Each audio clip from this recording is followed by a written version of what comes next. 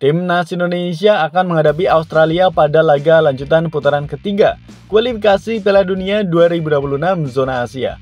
Kedua tim harus saling berhadapan di Stadion Utama Gelora Bung Karno, Senayan, Jakarta pada Selasa 10 September 2024 malam waktu Indonesia Barat. Jelang laga tersebut, pelatih Timnas Australia, Graham Arnold, memberikan siwar untuk skuad Garuda, julukan Timnas Indonesia. Sang pelatih mengatakan jika timnya bakal bangkit saat menghadapi Indonesia di SUGPK. Kepada media, Graham Arnold mengatakan seperti ini. Kami harus pergi jauh ke Indonesia dan kami harus belajar dari kekalahan lawan Bahrain dan terus maju saat melawan Indonesia. Jelas itu tidak berhasil bagi kami, tetapi hal-hal semacam itu terjadi dalam sepak bola dan Anda harus pulih dan melupakannya. Kami harus belajar dari ini dan bangkit kembali. Pungkas Graham Arnold seperti yang dikutip dari laman resmi AFC. Yaga Socceroos, julukan Timnas Australia, secara mengejutkan menelan kekalahan pada laga pertama mereka saat berhadapan dengan Bahrain dengan skor 0-1, padahal mereka bermain di kandang. Kekalahan ini diyakini bakal membuat Jackson Irvine dan rekan-rekan bakal berusaha tampil habis-habisan demi meraih kemenangan.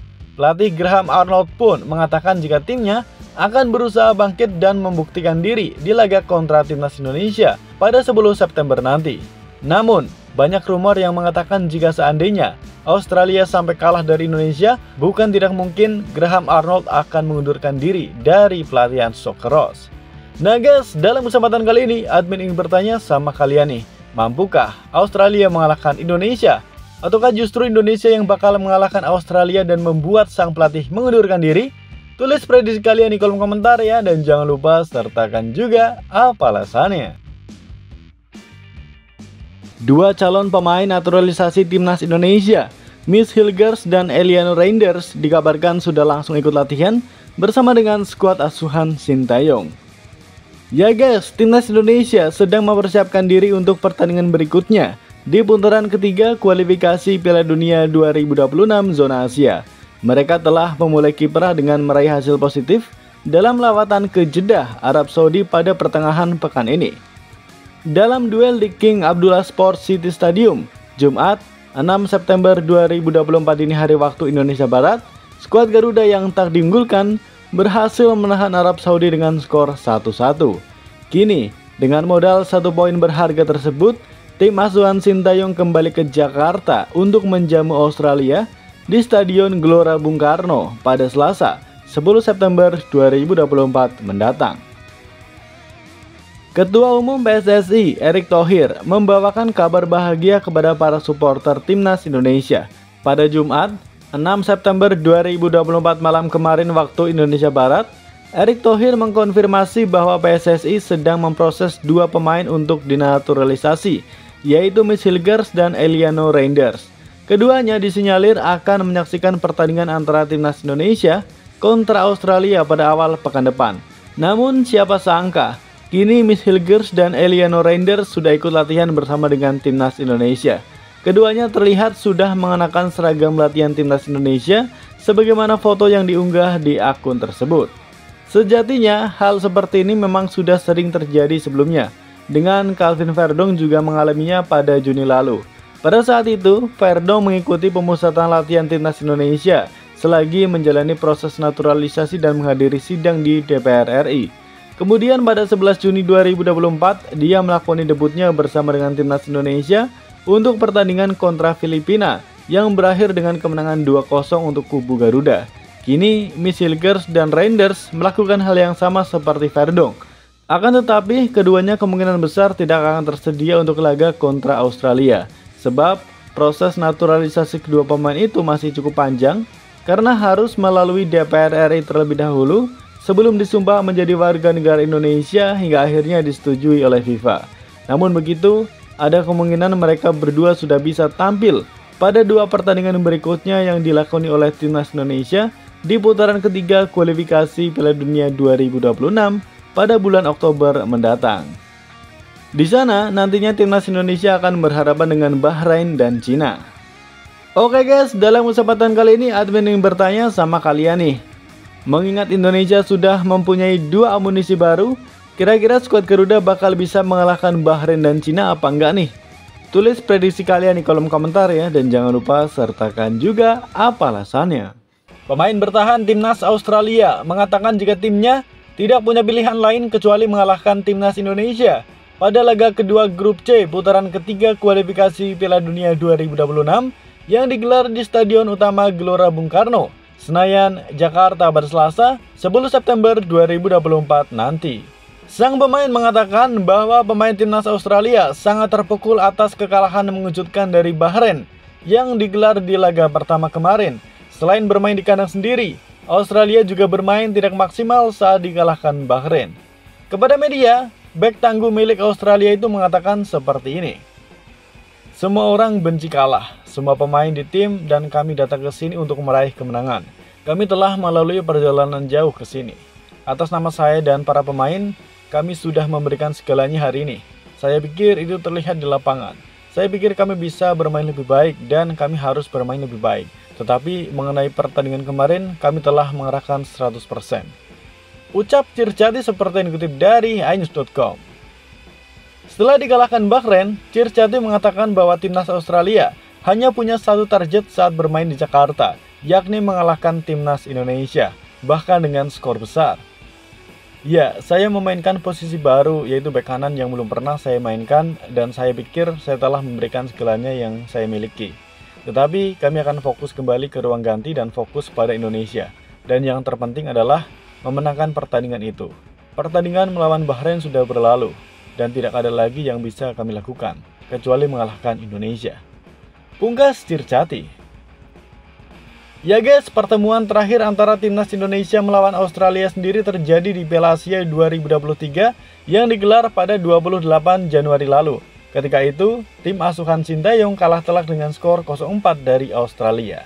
Nah, dalam kesempatan kali ini, admin ingin bertanya sama kalian nih, mampukah Australia kembali mengalahkan Indonesia dengan skor telak?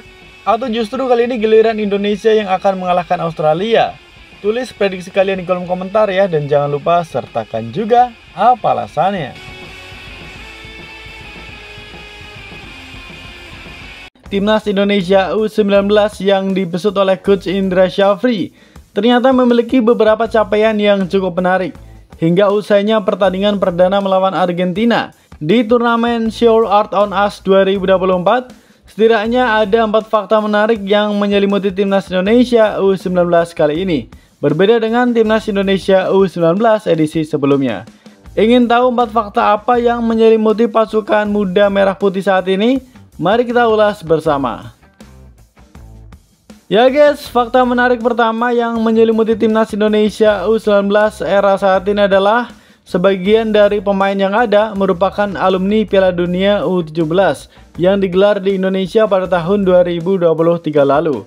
Sederet pemain Timnas Indonesia U19 saat ini seperti Arkan Kakak, Iqbal Gwiyangge, Ikram Al-Ghifari, Rizky Afrizal, dan beberapa nama lainnya merupakan bagian dari para pemain yang dibawa oleh Coach Bima Sakti di gelaran Piala Dunia U17 tahun lalu. Fakta kedua yang ada adalah Timnas Indonesia U19 saat ini, para pemain ini pernah berkompetisi di salah satu turnamen tertua di dunia bertajuk Maurice Revello Tournament. Melansir dari laman suara.com, meskipun di turnamen yang dulunya bernama Toulon Cup ini Indonesia kalah bersaing dengan lawan-lawannya, namun pengalaman tersebut menjadi modal yang sangat berharga ketika mereka tampil di Piala AFF U19 2 bulan setelahnya. Fakta menarik ketiga dari Timnas Indonesia adalah mereka merupakan tim yang berlabel juara gelaran Piala AFF U19. Melansir dari laman asianfootball.org, Timnas Indonesia U19 yang tampil di depan publik sendiri pada ajang ini sukses mengamankan gelar keduanya semenjak tahun 2013 setelah di laga final berhasil menundukkan Thailand dengan skor tipis 1-0 melalui gol tunggal Jens Reven pada menit ke-17. Fakta menarik selanjutnya dari Timnas Indonesia U19 saat ini adalah mereka adalah tim yang sukses membuat sejarah dengan mengalahkan Argentina di ajang Seoul Art on Ice 2024. Menyadur dari laman resmi PSSI, Indonesia yang bertemu dengan tim Tenggo di laga pembuka sukses melakukan comeback setelah tertinggal 1 gol melalui Mirko Juarez di menit ke-18. 2 gol yang disumbangkan oleh Kadek Arel dan Mauri Simon itu membuat Indonesia akhirnya berbalik unggul dan membuat mereka menuai poin perdana pada turnamen yang diadakan di Korea Selatan tersebut. Namun uniknya nih guys, di media sosial Instagram resmi Timnas Indonesia, banyak netizen yang mengklaim jika sebenarnya pelatih Timnas Argentina U19 memang menyuruh agar timnya mengalah dari Timnas Indonesia agar skuad Garuda bahagia. Padahal itu semua berbanding terbalik dengan apa yang terjadi dalam lapangan. Pasalnya, Argentina sangat berambisi untuk bisa mengalahkan Timnas Indonesia dan mengarahkan segenap kemampuan terbaiknya dalam laga tersebut. Meskipun seperti yang kita tahu, mereka belum berhasil. Oke guys, dalam kesempatan kali ini admin bertanya sama kalian nih. Kira-kira apa nih komentar kalian menanggapi tuduhan netizen di atas? Tulis komentarnya di bawah ini ya, dan jangan lupa sertakan juga apa alasannya.